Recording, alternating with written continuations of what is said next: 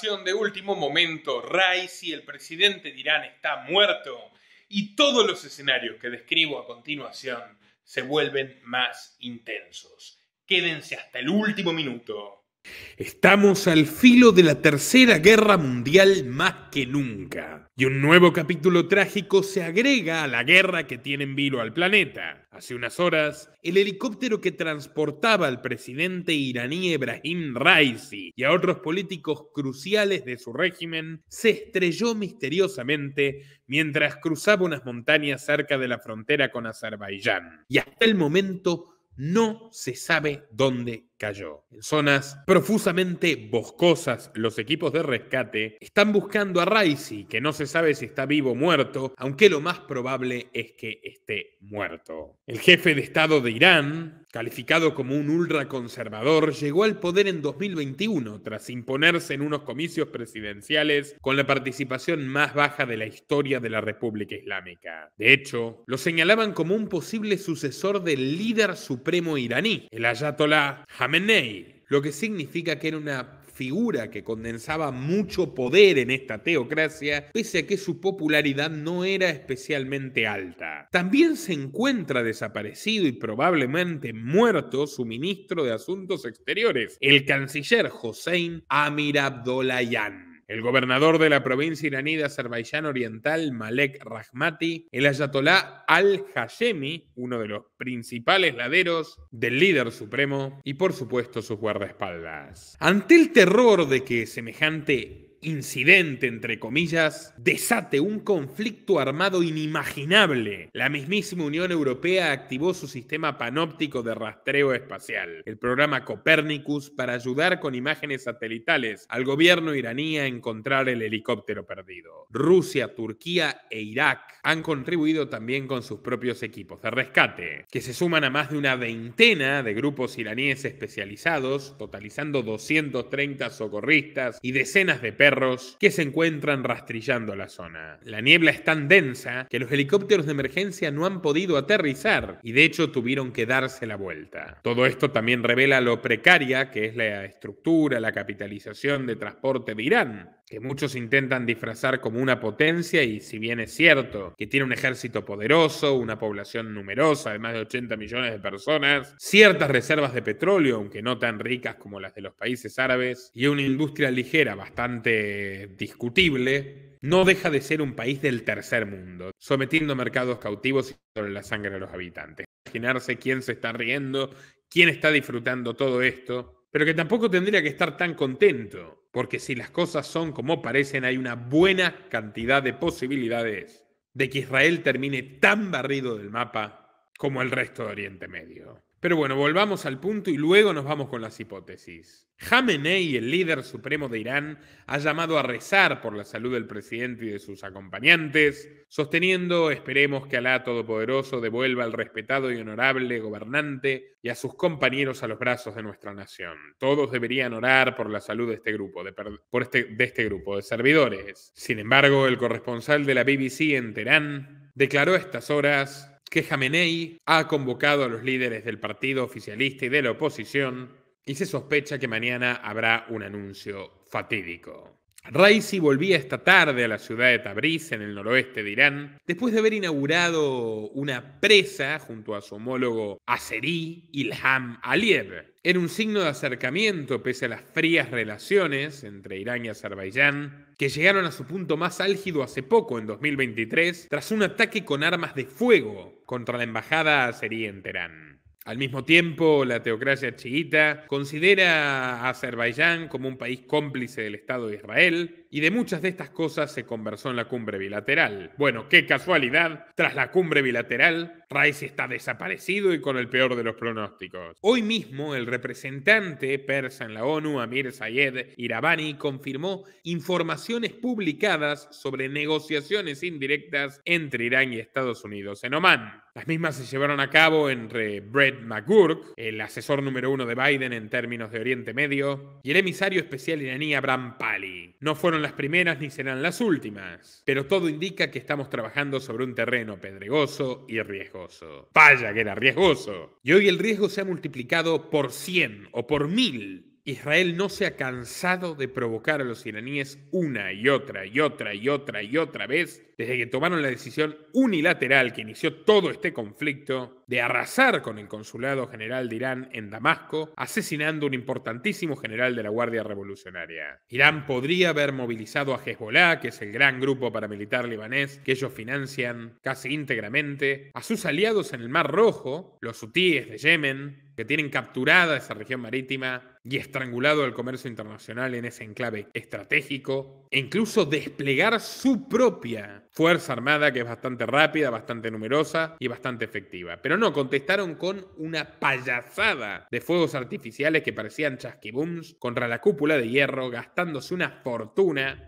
en una mera respuesta simbólica. Recordemos que los israelíes contestaron atacando infraestructura eléctrica y nuclear clave de Irán. Y pese a eso, los iraníes se quedaron de brazos cruzados, por lo cual, en el seno del gobierno supuestamente ultra de Raisi, muchos comenzaron a verlo como un cobarde o como un traidor. Incluso se llegaron a desplegar pancartas que lo acusaban de ser cómplice de los sionistas, aunque por supuesto quienes la llevaban fueron desaparecidos o asesinados por la teocracia, con su famosa policía moral. Pero bueno, desde el bombardeo aéreo israelí que acabó con los diplomáticos y militares iraníes en Siria el 1 de abril, nunca se había llegado tan lejos. Mientras tanto, en Israel, ahora mismo y tras 3 jornadas consecutivas, siguen movilizadas más de 100.000 personas en Jerusalén exigiéndole a Netanyahu que renuncie, que está completamente acorralado, sosteniendo que es un obstáculo que no permite resolver la crisis de los rehenes, que está aniquilando con el prestigio de Israel en el mundo, lo cual es cierto, el prestigio de una entidad genocida y supremacista racial que nunca mereció ningún tipo de prestigio, pero que han invertido billones de dólares en lobby mediático y político que hoy no está funcionando más porque los ojos de la población general se abrieron indignados ante el genocidio en Gaza. Netanyahu les está costando muchísimo dinero, sangre, sudor y lágrimas a los israelíes y ha recibido ultimátums de sus socios de gobierno y de la oposición. Naftali Bennett por un lado, los ultraortodoxos por el otro, que quieren terminar de barrer con Gaza y convertir los 40.000 muertos en 100.000 de ser necesario, y todas estas fuerzas antitéticas lo presionan y lo presionan. Hay hasta separatistas que quieren crear el Estado de Galilea y quebrar a la nación sionista. Por todas estas razones, lo único que hace Netanyahu es subir hacia adelante, incrementar la violencia, incrementar la tensión y seguir desviando el foco de la atención hacia el enemigo externo. Y aunque Irán ha hecho todo lo posible para no ir a la confrontación, lo que hoy ocurrió con Raisi es un elemento de discordia inocultable. Y aquí hay 3 escenarios. El primero es que efectivamente haya sido Israel, Irán reconozca que fue Israel, y la única opción resultante va a ser una guerra frontal total, no hay manera de detenerla, Israel habría asesinado al premier iraní, e incluso esto se puede ir a lo nuclear, porque Israel tiene armas nucleares y está totalmente dispuesto a usarlas, incluso autodestruirse, ya lo han dicho, e Irán se supone, se especula que ya tendría algo de las suyas. En este caso, la Tercera Guerra Mundial estaría en curso, ya no hablamos de decenas de miles de muertos, hablamos de millones, y señores, estén donde estén, compren comida y recen. El segundo escenario es que los iraníes de las élites económicas y políticas sean tan extremadamente pusilánimes que estén dispuestos también a dejar pasar esto, en cuyo caso quedaría comprobado que no existe contrapeso alguno a los abusos de Israel en la región, porque de hecho los rusos son totales socios de Israel, y los chinos, aunque intentan moderar a Netanyahu, no han tomado ninguna decisión contundente al respecto, más que apoyar la creación del Estado de Palestina, como la mayoría de los países en la ONU. Si Irán deja pasar esta provocación, estaría poniendo incluso en riesgo la continuidad de su régimen. Quedaría de manifiesto que si pueden hasta matarle al presidente, cualquier cosa es posible. Y no están en condiciones remotas de enfrentar, por ejemplo, un embate de Donald Trump, que tiene todas las fichas de ganar las elecciones de Estados Unidos de este año y vuelve mucho más belicista que antes. Así que es muy probable que haya numerosas fuerzas iraníes, especialmente vinculadas al líder supremo y a cualquiera que quiera conservar el statu quo, que ya no tengan ganas de mantener la prudencia en este escenario. Si lo hiciesen, sería precisamente porque la población iraní está enojada enojada, está hambrienta, está cada vez más cansada de la represión cultural, política y económica, y está insatisfecha con las medidas que el Foro de Davos ha impuesto allí tecnocráticamente, incluso racionando el pan, cruzándolo con un sistema biométrico parecido al crédito social chino, y que quieren exportar a Occidente, porque estos regímenes totalitarios sirven como un campo de experimentación perfecto para Schwab, para Gates, para Musk y los otros desquiciados que dan vueltas por ahí. De hecho, hace poco realizamos un documental, y lo recomiendo mucho, exponiendo los vínculos de Musk tanto con Israel como con Irán, y qué está ganando él con este conflicto, porque hay muchos oligarcas que juegan por la suya, que no tienen nada que ver ni siquiera con los intereses geopolíticos de Estados Unidos, y que están interesados en el desmadre definitivo, aunque corran océanos de sangre. Mientras Tesla, que es la compañía automotriz incompetente de Musk, se está convirtiendo en la peor empresa de la historia, con las peores pérdidas del Standard & Poor's 500,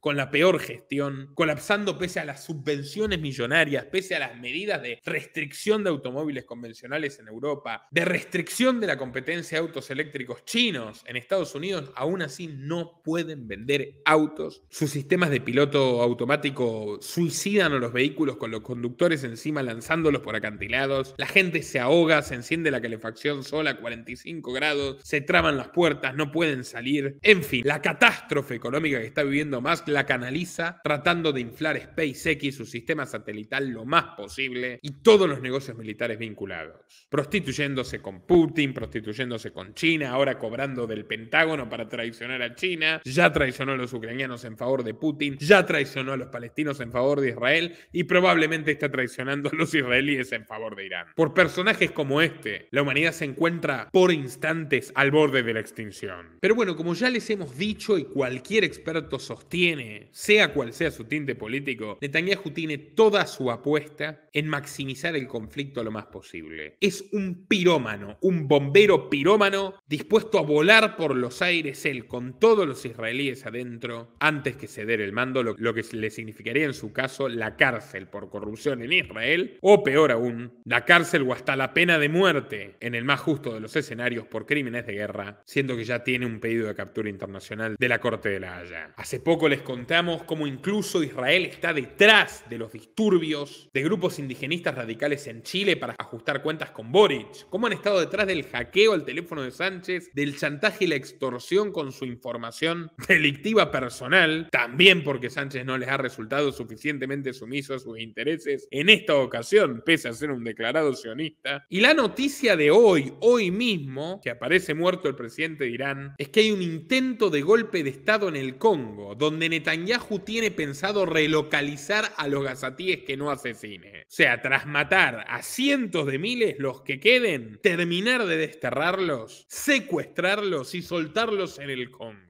Hace poco habían dicho que el gobierno de la República Democrática del Congo estaría dispuesto a recibir inmigrantes, pero el Ejecutivo del Congo lo negó. O sea, parece que es un plan que Israel tiene pensado imponer allí en esa región tan sufrida de África, donde se murieron más de 1 millón de personas en el siglo XXI por las distintas bataholas civiles. Hoy mismo, mientras desaparecía el helicóptero de Raisi, en Kinshasa, la capital del Congo, hubo un intento de golpe de Estado, denunciado por el viceprimer ministro Peter Casady y reprimido por las fuerzas de defensa y seguridad que ayudaron a escaparse al presidente de su residencia oficial antes de que lo maten los insurgentes. Ese es el nivel de presión que está ejerciendo la inteligencia israelí en el planeta para imponer sus caprichos, sea por donde fuere. Y por cierto, con esto que ocurrió del helicóptero de Raisi, muchos argentinos se acordarán de la misteriosa muerte del hijo de Carlos Menem, Carlitos Menem Jr., en 1995 en un accidente de helicóptero, que su madre Zulema siempre le atribuyó al Mossad. Siempre. Recordemos que en Argentina, hoy gobernada por un demente sionista radical, Javier Milei, hubo 2 terribles hechos de terrorismo en los 90. Se voló la embajada de Israel, donde convenientemente no estaba el embajador de Israel, ni nadie de las jerarquías israelitas, prácticamente no había israelíes, por suerte, y se voló la AMIA, la Asociación de Mutuales Israelitas Argentinas, donde murieron muchísimos civiles israelíes argentinos inocentes, incluyendo gente que no era sionista, pero todo eso se utilizó como un pretexto para que los ultras radicales sionistas de Israel boicoteen los acuerdos de paz de Oslo y terminen asesinando a Yitzhak Rabin, que fue el presidente que lo firmó. Bueno, su lema sostenía que Carlitos Menem, su hijo, el hijo del entonces presidente argentino, fue ajusticiado por el Mossad cuando el Mossad no quedó satisfecho por la velocidad deficiente y el oscurantismo con el cual se llevaba adelante la investigación del caso en la Argentina y que no encajaba con la historia que ellos querían imponer sobre el tema. De hecho, Menem en 2014 admitió que mataron a su hijo, pero no se atrevió a señalar a los israelíes. También en materia de helicópteros tenemos la muerte de Prigozhin, el líder del grupo Wagner, oligarca, jefe de mercenarios criminales rusos, que se le sublevó a Putin y terminó cayéndosele su aeronave misteriosamente como a Raisi. Pero bueno, nada de eso es tan grave como lo que hoy vemos. Y la tercera hipótesis de la que les hablé es que a Raisi se lo hayan cargado desde dentro de su gobierno. Por ejemplo, esta facción más radical, en cuyo caso si esta facción radical lo hizo, aun si no le echa la culpa a Israel, podemos presumir que la situación general se va a volver mucho más caliente. Por supuesto, los estaremos informando de todos los pormenores del caso. Los invitamos a compartir este informe en todas sus redes y grupos, a darle like para que YouTube lo recomiende a más gente. Y ya que estamos, les recomiendo mucho nuestro documental sobre la historia secreta de la dictadura comunista de Cuba y su financiación por los grupos de élite norteamericanos, para terminar convirtiendo a la isla hoy en un campo de pruebas de la Agenda 2030 y en un modelo a seguir para el resto del planeta que todavía conserva niveles de libertad y de prosperidad un poquito más amplios en promedio. Van por ti. Y si no me crees, mira nuestro documental sobre Cuba. Apóyennos en www.patreon.com/Nicolás Moraz para sostener al periodismo libre y combativo. Desde $5 mensuales, contenido exclusivo para mecenas. Desde $10 mensuales, acceso a todas las fuentes periodísticas que utilizamos en los noticieros de todas las semanas para que puedan profundizar por su cuenta. Desde $25, acceso a las clases de excelencia de historia, derecho, economía y filosofía de los mejores profesores libertarios. Y por más pueden publicitar en nuestro canal www.patreon.com/Nicolás Moraz, o también pueden apoyarnos a través de Bitcoin, Mercado Pago si están en la Argentina o la opción unirse de YouTube a través de los enlaces que figuran en la descripción de este video y en el comentario fijado. Hasta la próxima.